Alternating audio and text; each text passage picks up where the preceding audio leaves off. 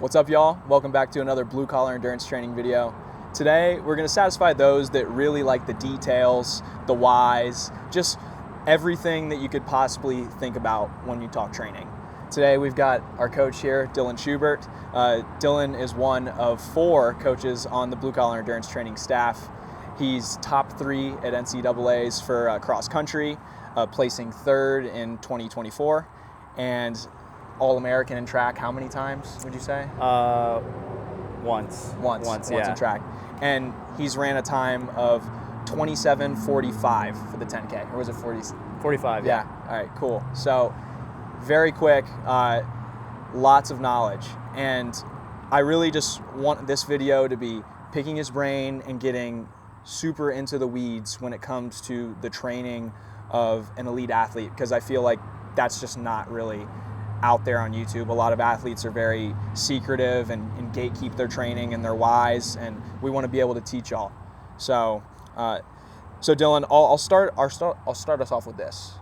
In cross country, you had a bit of an untraditional buildup, as many would say. Coming off of the previous track season, you broke your foot, and it was one of your metatarsals, right? Yeah. Yeah. So with that, the summer was heavily impacted, and you had to adopt methods that were a little bit different, and certainly not ideal when it comes to building up to compete at the NCAA Cross Country Championships. So I'd like to hear you start off about just like your thoughts about early in your cross country build, because guys, he was 3rd, which this is one of the most competitive cross country races in the world.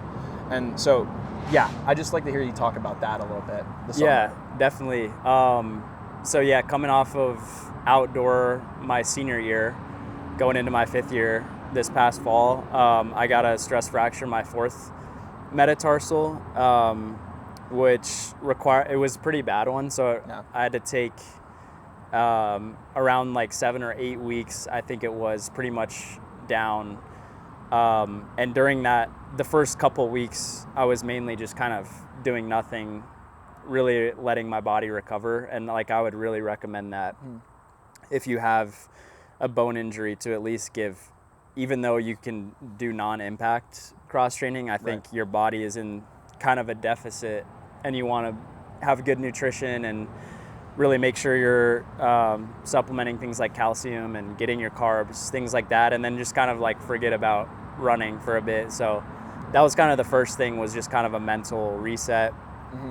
And then the next step. Yeah. What is the next step you take after you actually make that reset? Yeah. Because I feel like a lot of people do need that, and they can relate to that. Right. And I think it is hard, because especially if you're in season dealing with injury, because you're away from the team a lot, you're kind of like on your own, you're kind of ostracized a little bit, whether you're getting your cross training in outside of practice or in the rec center or whatever. I think that's challenging in of itself. So one thing I really wanted to do was get into biking, and I kind of already knew the basics, but I got into road biking.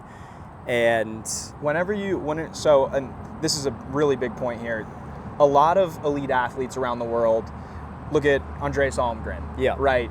We see Cole Hawker even like taking up like biking, Coubertier, like some of that Sova group, and I could name a couple more. You could probably like name Georgia a couple Bell. more. She's big. That's another one. Yeah. All big on cycling. Yep. But when it comes to you, talk about a little bit about getting into that, and like even the specifics. How much are you doing in terms of a week? Yeah, I think first thing was I needed to be outside doing the training. Like, I just couldn't do the gym stationary bike. And so getting a road bike was something that when I got to campus, I invested in a road bike off Facebook Marketplace, and kind of like got into that, and kind of found a lot of like joy and like learning a little bit about biking. It at least gave me something to kind of shift my mind away from running, which was nice. So in the summer though, like I was just using my stepdad's bike and going out here around Boulder, really focusing on like the things you would focus on the summer if you were running, just high volume, low intensity, just like a lot of threshold intervals on the bike as well at some point. And I think like just, you don't have to fall into like a really regimented structure, just kind of like treating it more as like, okay, I'm going to shoot for, like for me, I was trying to get like 10 hours-ish of volume on the bike. Right. Which is very doable. Sometimes a little more, sometimes more like 15 even. But you do have to kind of build up to it and make sure that you have a good bike fit, like, because you don't want to run into tendon problems and all other weird stuff with your back or whatever. And certainly be careful on the bike, because like you can, I did, maybe we'll kind of get to that. I did have a pretty bad crash also, but it was like a great tool for me to, one, like mentally just kind of like feel like you're training. Feel like I'm training, be outside, like, which I think is probably overlooked a lot, is like the mental aspect of like being hurt just sucks. And to be hurt and be like doing 2-3 hours on like a stationary bike, like that's just miserable.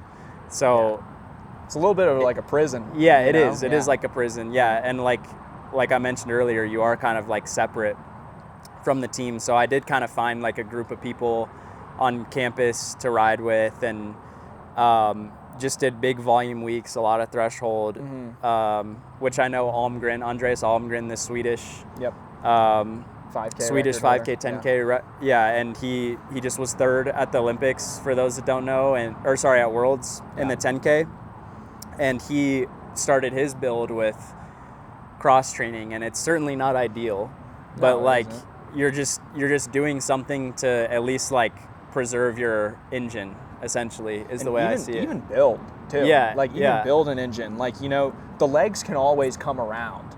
I feel like, when it comes to like coordination and like just like your muscles in general, they can always come around and adapt. But the engine, that takes a long time to build back. And so I feel like a lot of the time when people get hurt, and it's totally understandable, it's hard, they kind of sulk a little bit. And it's okay to feel bad, okay, but if you do it for too long, now you're just wasting time that's going to take more time to get back when you're actually back. Right. So I don't know, could you talk a little bit more about like, when that like mental switch started of like, okay, I'm actually training, or was it really just like, I'm just checking these boxes and you were just kind of super rhythmic with it, and then running came back around and it's like, oh, I'm back. I was more kind of, I would say like that. It was like I was just kind of doing it, making sure I was getting the volume in. I didn't like confine myself to a super strict like training schedule or anything. Some people might need that. I think I'm a little more like, I can come up with a workout on the fly and kind of like judge how I'm feeling on a certain day. Sure. But I think if you need a plan, like kind of blocking out a couple threshold days a week and maybe one day where you're doing something a little bit more intense, and then like a pretty long ride, and then just like volume all in between, and kind of as you're coming back into running, you can, so the way it kind of goes is like biking is 0 impact. Yep. The elliptical is a little bit more. It's like some impact. Yeah. The arc trainer is generally a little more than that even. And then Ultra G or a boost where you're running at a percentage, where you're actually starting to run. Like 50 to 80. Right. Yeah. Anything from 50 to 80%, like that comes last. Yeah. So like you do have to be methodical with how you're coming back into it. And it does take some planning, because like with the strength training too, that's something that's super important. Once you're able to do weight bearing activity, to start re-implementing the strength training. And we were talking about this a little bit earlier. Yeah. With strength training and like things like the tendons and the bones, how those types of areas where people tend to get injured a lot, they actually take a really long amount of time to get those things to adapt and get stronger. And so I know you've had a little bit of Achilles stuff, like we've talked about that before, and how that's impacted your foot. Can you talk to me a little bit about like how you feel the weight room has helped you in terms of like tendon strength and all those things? I do want to get to that. Yeah, I think first let me just kind of like talk about the transition back into running. We'll bridge that. We'll bridge that. But like once I kind of got back on campus, started to return to running, and like if you kind of imagine it, like here's the biking volume, cross training, whatever, running volume's at 0, and then you're kind of like shifting so that your overall volume stays pretty high, but you're decreasing the biking a little bit as you're upping the running. And I think that just really helps you keep that overall volume, overall base. Amount of aerobic work is still like constant, but you're just kind of like shifting the scale a little bit. Yeah. And then like eventually I was back to full-time running, 80 to 90 miles a week. And I would say in those first like few weeks of running, it really sucks because muscularly you're not adapted to running. That's where there's the difference is cross training, biking especially, it's a completely different motion, completely different. So coming back, you feel really bad, but it's almost like as you start to adapt to the running again, which, happens over a few weeks, and it sucks when you're doing it, but kind of once you kind of shift back into being a runner again, it's like, oh wait, I'm actually in decent shape. You can be like coordinated again. Yeah, which I feel like exactly. Yeah. You become a runner again, but your engine is still built from like that foundation, and so you're just making it easier on yourself to come back. Right. And so like once I was able to kind of start getting back into it, feeling more like myself, doing like those bigger volume sessions and just a couple races even that just kind of like, my first race at pre-nationals it was a fast race. It was a hard race for it to be my first race back, but it was like what I needed. It was like, of course. And then from there on, it was just like every 2 weeks, like every week even, I was just getting like fitter and fitter and fitter. Yep. You kind of had to slightly embarrass the body at times. Yeah. And would you say like that was that? Yes. Sure? Yeah, definitely. Like training smart and controlled in some senses, but then also like not being afraid to like, embarrass the body. I think one thing for me too was cross country has always come easier for me. Totally. Than track. And so I think just with how my body is, like I was able to really do well at cross country nationals, and that was part of that great finish. There definitely was like some just natural ability there, because I would say on the track it takes me a lot longer to feel like responsive, explosive, and like the surface is just different. And the race is just different. Everything is just like different. So, and some people are just more gifted at that. So I will say there was a little bit of that kind of playing in, but still the overall concept is like the same. Yeah. No, absolutely. And I mean, there's so much gold there for people to be able to like latch onto. I feel like you run cross country nationals, 3rd place. I want to talk a little bit about the sessions that we're doing, because we talked about like the volume change, right? So switching from the bike, lowering that volume, increasing the running volume. We ran the hard race at pre-nats. Let's dig into like the sessions a little bit though, especially like what type of specific work for cross country are we doing? What is the why behind that session? Maybe just some X's and O's. Like give me a session that Yeah, so in cross country, and we talk about this a lot at Blue Collar, is like during cross country, I do think it's very important to get on the grass and have some sessions on the grass, because it really is just a different surface, and the way your body responds and kind of adapts to grass is completely different than how it responds to the track. And so getting used to that, I think, is incredibly important. And at Furman, like we were blessed. We had a golf course, right next to campus. And so we would do pretty big, voluminous sessions on there. Coach Gary, he was big on like 3 times 3 mile repeats, kind of cutting down. For me, it would be like 5:10 to 5 flat on hilly grass. So it was pretty challenging. Yeah. And that's the thing too, is like Yeah. cross country is a lot different than track, where it kind of comes in waves. There's like, the start is pretty hard most of the time. Then you have the Hills, recover, regain your composure. You've got to be able to kind of be able to like settle in, recover a little bit. Then there might be some hills that are kind of a jolt shock to the system as well. And then there's maybe a move that's made. There's just more like, and it's like this with road racing too, even. It's just, there's more like moves and ups and downs, which maybe like an accordion.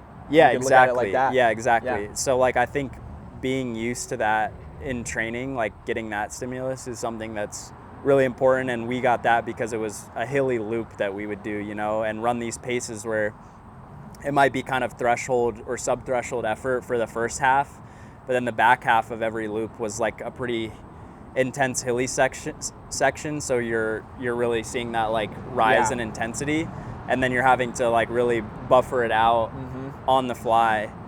And so I think that like stimulus is super specific to cross country. Totally. And it's super, and on top of that, the surface aspect of it, where grass is soft. It changes your scope of pace. Yeah, you know? It does, yeah. Like 70s on grass is different than Right. 70s on the track, especially for a lot of collegiate athletes, I would say.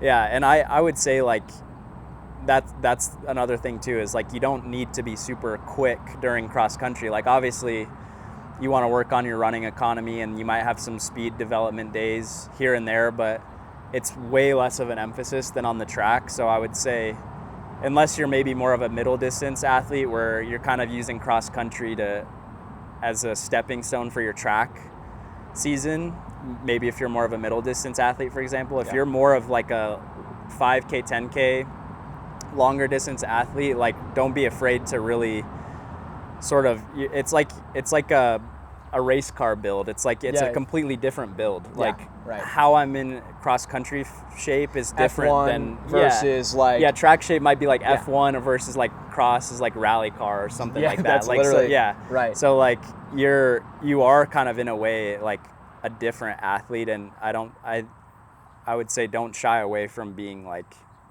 a cross country runner. No, and I mean, you look at like the pace ranges that like some of these cross races run, and you're very familiar with this because you had to do this.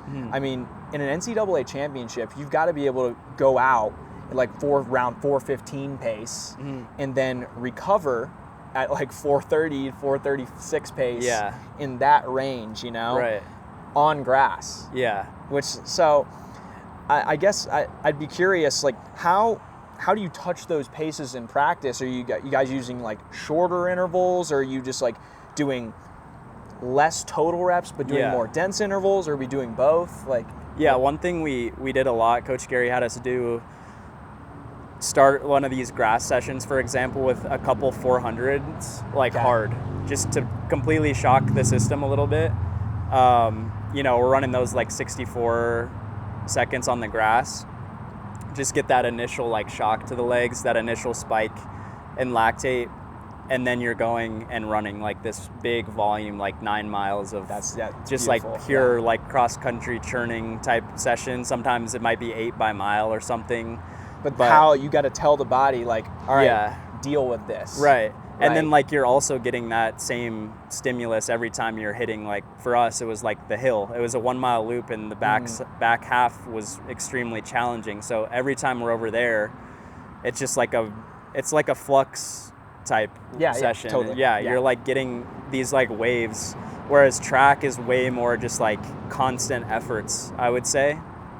So working with like different margins. Yeah. And let's say you don't have like access to like a hilly area, you can still simulate this sort of like idea in many other ways. Like let's say you're doing a hill session, and you might do like a set of like 4 times 300 hills or something, and then you go and run like a threshold mile, and then you come back and do like 4 by 300 hills hard, and then you run like a threshold mile.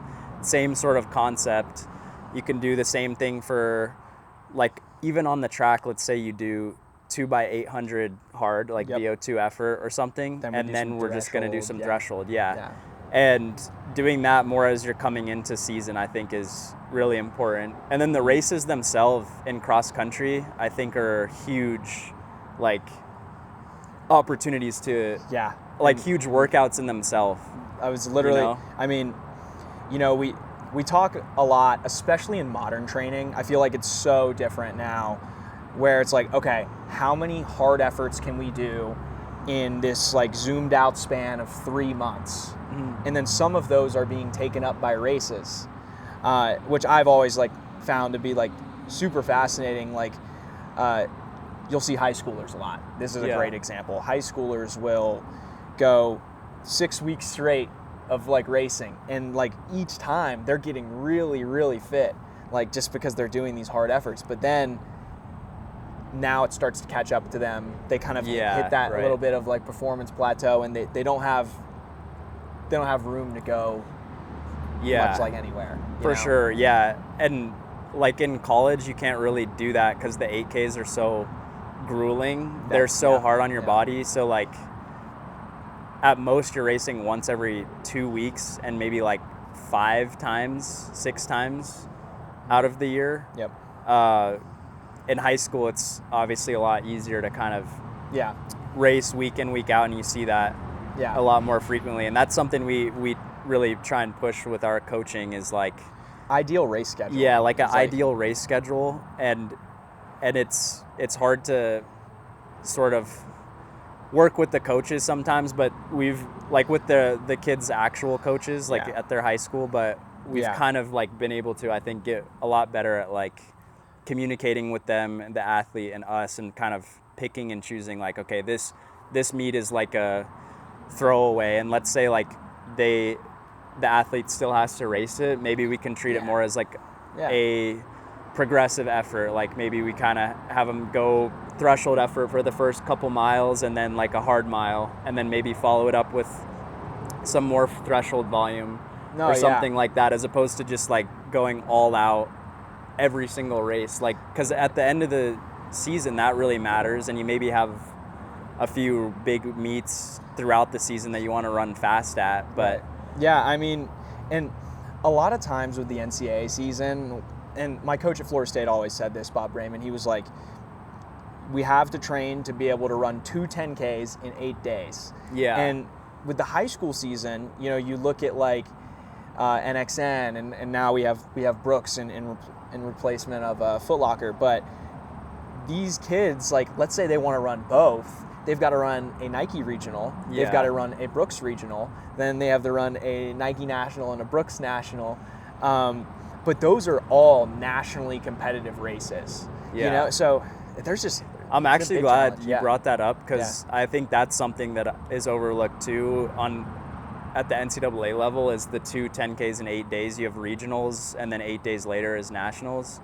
And I was someone that always came off regionals really well. Like the grass just didn't take. Some guys would just be fried.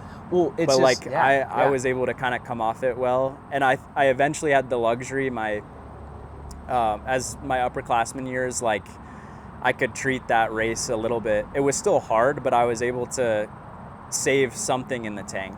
Right. You know? But you'll see that in track rounds too. It's like even down to the some sprints, runners are just that's where they shine, is like they're really good at running rounds. Like they might not be the best at the single Diamond League events throughout the year. But then like when it comes to like Cole Hawker, you know, perfect example, like maybe he's also just really good at peaking for the world champs and stuff, but I think part of his strength is he just gets through the rounds like well better than everybody else. It's like just effort management. And just like it's part of his skill too. Like maybe part of that is just like natural born skill. Absolutely. But, no, I would say, I mean, and you look at effort management at like major championships, like for cross country, like, because you look at it kind of like rounds for track, and then you look at track meets itself. But sometimes we forget that like the entire season is a game of effort management too, you know? And it's a slippery slope though, because like I think every opportunity, like at Furman, it was just very enforced, like don't miss out on an opportunity. in high school you get so much racing opportunity, but in college it's like you get very few chances, and you have to approach every race with like so much intention. And I think that was something I always did well. Just, I don't know if it's something I even really worked on necessarily, but I just Sometimes think it's like innate, though. Yeah, It's like innate. I just like approach races well, would always like go pretty much to the well, and like in races, and only would really run really bad if there was like something wrong, you know, like I didn't have, and that's something too. It's like everybody is afraid of like the pain and the like challenge that comes with racing, but yeah, like you just kind of have to work in your own mind like how to manage that, and like how to approach every race and like execute it with all your grit, like rigor and intention. And like so like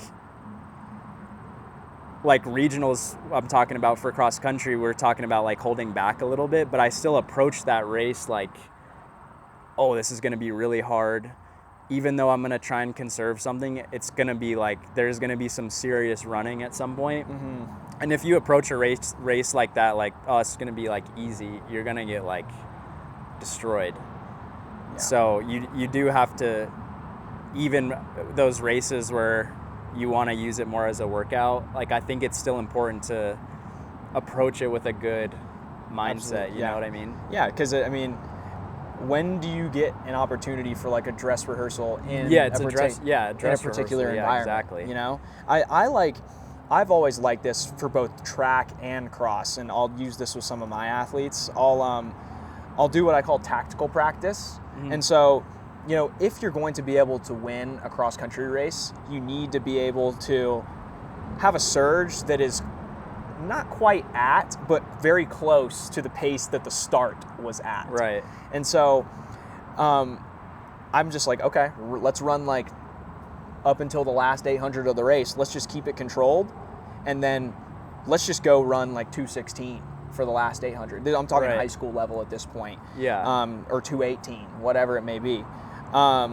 Even that, you know, and then maybe we'll just do some threshold work after the race on the cool down, just to make sure we're not super low volume if we're going to do work that day. But yeah, and then sometimes go to the other side of things, and it's it's early in the race, and we just want to gun it, and we want to put it in our legs. And this is especially good for races with like very little competition, I feel like. Then just back off. Pull back and just, kind of cruise. Yeah. Right. And exactly. Just callous yourself to that start, put it in your legs, and like I said earlier, you know, teach your body to deal with it. But it's not too hard of a stimulus, because on either end of the coin, whether we're closing hard or we're getting out hard, it's really 2 to 3 minutes of like harder effort, and then the rest is like control. Just definitely getting solid work in. So kind of want to move, if you're good to move on. Move forward to track season. You ran 27:45 for 10K. Obviously there's like some like hiccups there, like some things that we had to deal with. And I want to talk about the training in particular, especially like overtraining, because like when you're at the highest level, you have to get yourself up to that, like, you know, 1%, right? But then sometimes people just overtrain for an extremely long period of time versus acutely. Yeah, exactly. Where they overtrain like in these little like 7 day windows, right? So yeah, could you talk a little bit about that in your track season, just on either side, chronic or acute? Yeah, like that term gets used a lot, overtraining, you hear a lot, and it really isn't necessarily a bad thing, you know, like we talk about acute, like you said, is maybe a small window where you're doing a lot of load that's really hard for you to, you're feeling really bogged down, but then you've got like chronic overtraining where it's like week in, week out, you're just like doing way too much. And what you'll see is that there's some runners that, I'm not one of them. Like I could not overtrain for a long period of time. I would just get hurt. Yeah, your body will break down. Before. And I actually would say that a lot of pro athletes are like that. I think a lot of pro runners, like if they were to overtrain, just do way too much work for a long period of time, they would get hurt. But it's weird, you see like some people can just like handle a large amount of work and they won't get hurt.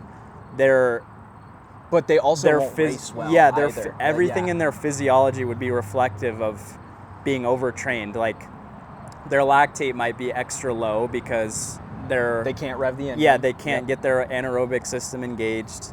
They might have a suppressed immune system.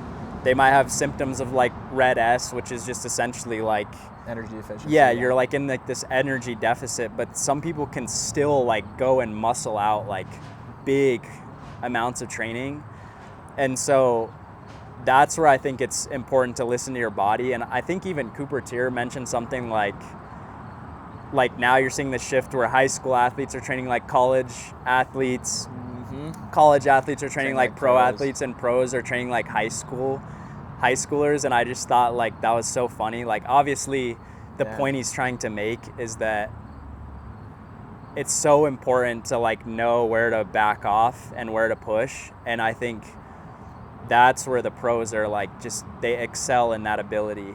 And I would say Jakob, exactly. Yeah. And I don't think you even have to have all the metrics to do that. Like you don't need to measure lactate and heart rate and all this stuff. Like all those things help as like guiding tools, but like your own best instrument at the end of the day. And if you have days where you're like rolling out of bed and like, if I'm feeling like really cooked and really tired, like I'll just be like, okay, this, like I'm not ready for a session right now. Yeah. And I think a lot of people will just thug it out.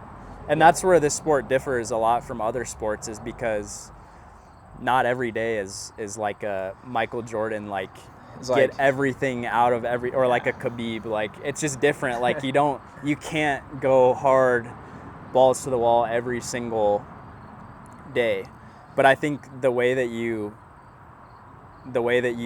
get that sort of like approach, like, is you just do the day correctly. You nail it. Yeah, you do the day correctly. And so I would say if you're someone that has like a long history of plateauing or like just can't break through, I think a lot of the times it's just you need a rework. Like you're just probably overtraining. That and intensity dial is just really high, or even maybe. Yeah, and you just need a new like stimulus, maybe a step back. Yep. Yeah. You know, like, and maybe it's just a shift in the training structure overall, but maybe it's just you're changing the intensity around. And I would say that maybe you won't see it right away, but I think like under consistent change and consistent like application, you'll get to like the body. Breakthrough. The body loves to respond to variability. Exactly. Yeah. You know, someone, I think Robert Farken, he's a German 1500 runner. He came from a pretty standard Norwegian model with On Europe, and he ran really well there. And then he comes to Dathan's group in Boulder, more traditional classic system, and you see him get this huge bump, and it's like he didn't like all he did was change like, and it's not to say like it's not to say that On Europe is bad training, because like it's not, and it's not to say that Dathan's is like better, like, but it's like maybe just that shift of like it's just that change mentally, physically, like it's just sometimes that's what you need. And it's hard in college because I think you really fall into the same kind of like rhythm, and Coach Gary was very good at like, we would kind of like mix it up year to year. Maybe we're like trying something new, and I think I think you run into a little trouble when it's like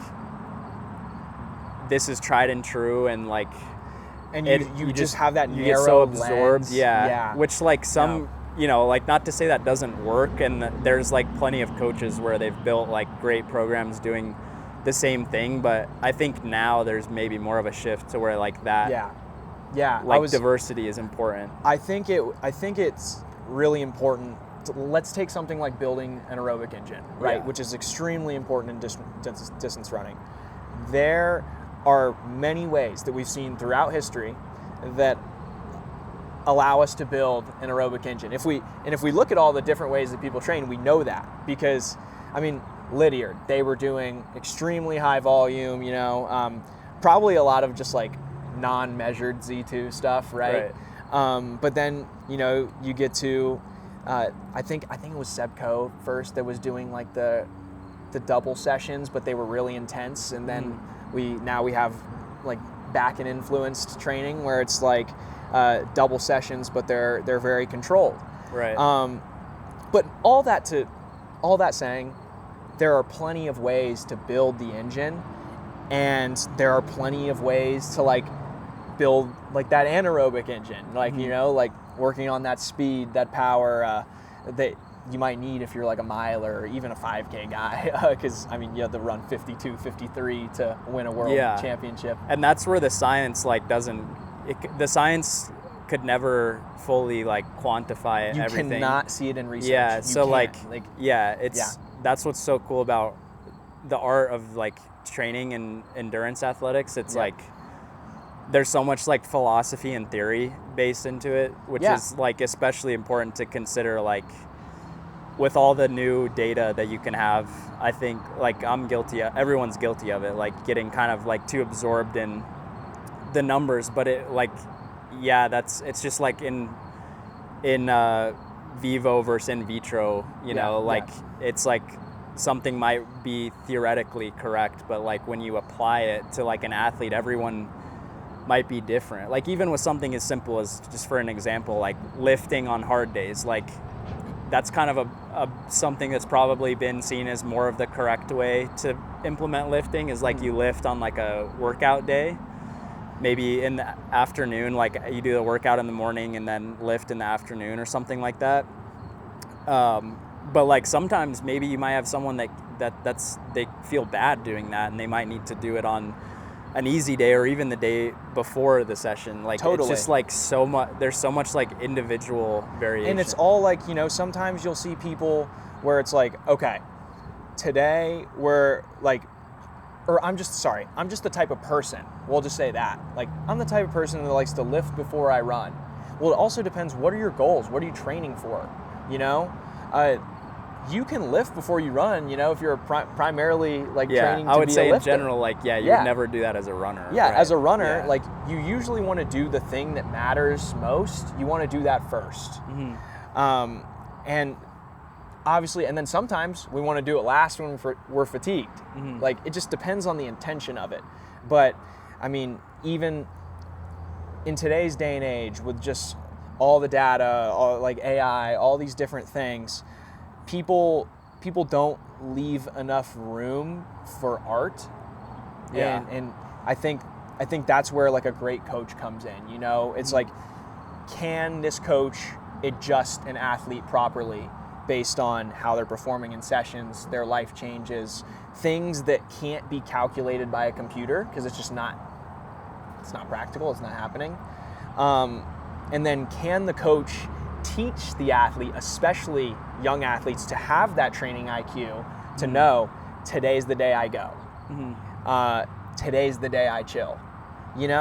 So no, there's so much gold there. And yeah, I feel like this is super valuable, and like we could definitely go on. Yeah, and on. I wanted to get into a little bit, maybe a last point, talk about the Haglund's issue. We'll run that up. And so Haglund's deformity is a super common issue I see in a lot of runners. So I just kind of wanted, and I think it's maybe extremely not talked common. about enough. Common. Yeah. A ton of runners have had like if you don't know, so Haglund's deformity, it's calcification that builds up on the heel bone, the calcaneus, and it's kind of like a bone spur. It's like a protrusion, and it can come right up against the Achilles, and it actually makes there's less space for the tendon, essentially. So when you're going into dorsiflexion, that compressive force is causing a lot of irritation on the tendon, or it can.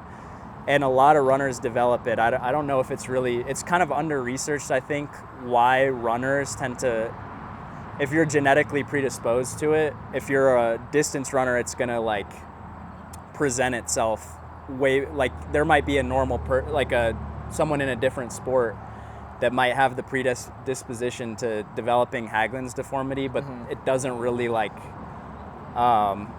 you don't really like see it happen. Of but course. in like runners, it just like for whatever reason, that repeated impact or what, it just like develops. Yeah, it expresses Yeah, itself. yeah, It makes it it's, known, yeah.